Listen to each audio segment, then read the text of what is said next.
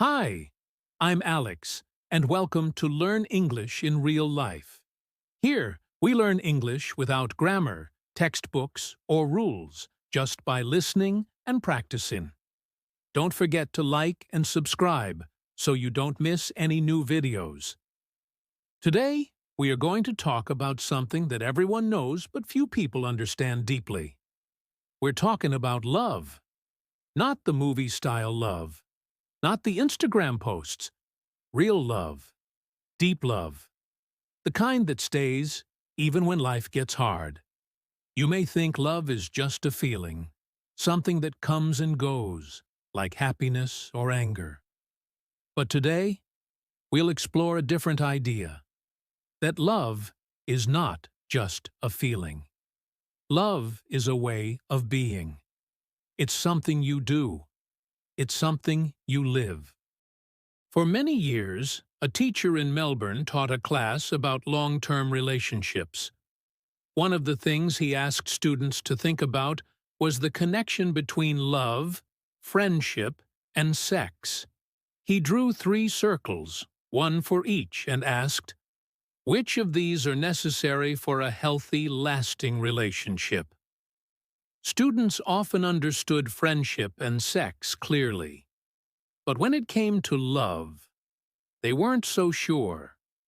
What does love really mean? We often think love is about emotions, like passion or romantic attraction. But if we say the love we feel for a close friend doesn't count, then what are we talking about? That's where things become confusing. Different cultures have tried to explain love in different ways. For example, the ancient Greeks had many words for love. Eros for romantic love, agape for spiritual love, philia for friendship, and more. Like how people living in cold climates have many words for snow, maybe we also need a richer language to talk about love. So what is love, really? A famous thinker named Erich Fromm, a German psychiatrist, gave us one important idea. In his book, The Art of Loving, he says that we often think about love the wrong way. We worry too much about how to find love, how to be loved, or how to be more attractive. But these are not the most important questions. Instead, Fromm says, we should focus on our own ability to give love. For him, love is not something we feel. It's something we do. It's an action. And like all actions, it takes effort.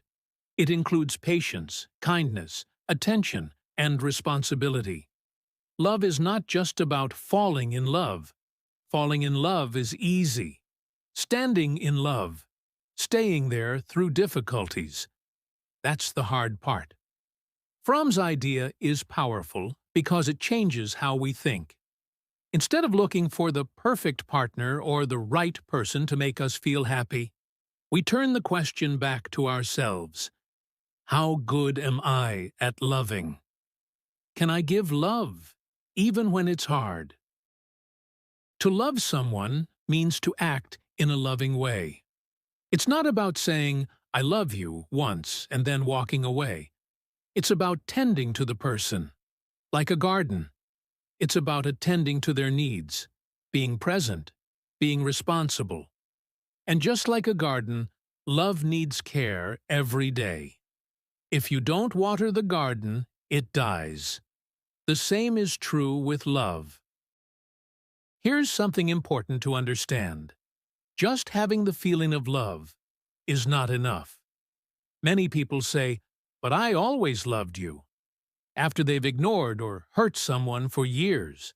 The truth is, feelings don't mean much without actions. Real love is about caring acts, showing up, listening, helping, being there.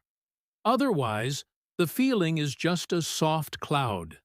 It looks nice, but it doesn't hold anything. But there's a trap here.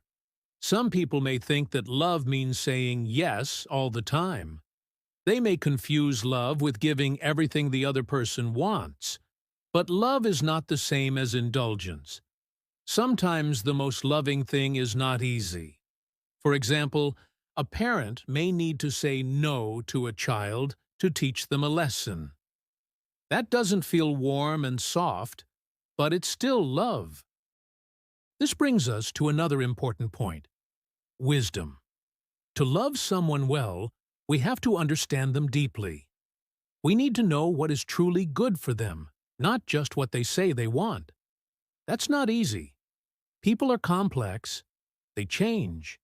The world changes. So love, real love, requires understanding. And to understand, we must pay attention. This is also true when we talk about self-love. In the 1970s and 80s, there was a big focus on self-esteem. People were told to repeat things like, "I'm special," or "I can do anything." The idea was to help people feel better about themselves. But it didn't always work. Some people grew up thinking they were perfect, and when life got hard, they didn't know what to do. Real self-love is not about telling yourself how amazing you are. It's about taking care of yourself. That means eating healthy food, getting enough sleep, moving your body, spending time doing what matters. These actions create the feeling of self-love, not the other way around. If you want to like yourself more, take better care of yourself. Feelings will follow actions. Many people get this wrong. They think, if I don't feel love, then love is gone. But sometimes the feeling is missing because the actions have stopped. If you stop doing loving things, of course the feeling will fade. But that doesn't mean the love is gone. It just means you haven't been tending the garden. That said, we also need to be honest. Some relationships really are broken. If there is no affection, no respect, and no effort from both sides, then maybe the relationship should end. But that's different from simply feeling bored or tired. Real love requires us to stay awake, to look at our partner as they are today, not just who they were last year. Love needs us to respond to the person in front of us, again and again. Here's another myth: the idea that being in a relationship will save you. Many people think, if I find the right partner, everything will be okay. But think about this. If you are empty inside, how will you give love to someone else? The other person is probably also hoping you'll fill them. But two empty people can't fill each other.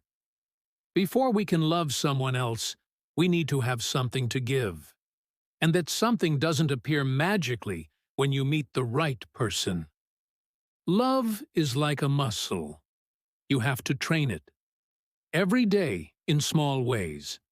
Acts of care, attention, honesty. That's what prepares you to love someone well. Even when you're alone, you can practice love.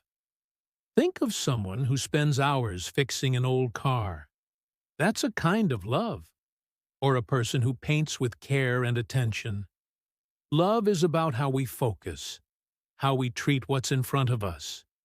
Wherever we put effort and care, love can grow. The opposite of love is not just hate, it's neglect, not paying attention, ignoring, forgetting. That's what kills love slowly. Whether it's towards someone else or yourself, lack of care is the beginning of the end.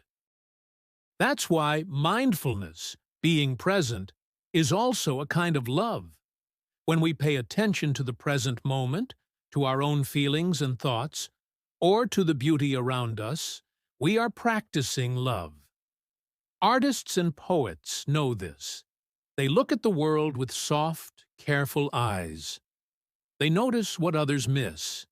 They remind us that love is not about owning or controlling.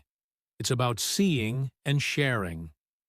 The writer Henry Miller once said, "To paint is to love again." When we create something with love, we give it to the world, and we help others see beauty where they didn't before. That's what love does. It opens our eyes. It helps us feel alive. Of course, we will never be perfect at love. We will get tired, distracted, lazy. We will make mistakes. But the goal is not to love perfectly. The goal is to keep trying, to keep growing, to love better today than we did yesterday. Love is not magic. It's not something we fall into and then never have to work on. It's something we build day by day with care and attention. And the reward is a life that feels full, rich, and meaningful. So next time you think about love, don't ask, "Do I feel it?" Ask, "Am I doing it?" Because love is not just a feeling. Love is a way of being. And that's it for today's episode. Thanks so much for listening. If you enjoyed this, don't forget to like, subscribe, and share it with your friends. Remember, the best way to improve your English is to keep listening, keep learning, and stay curious. See you next time on Learn English in Real Life. Goodbye.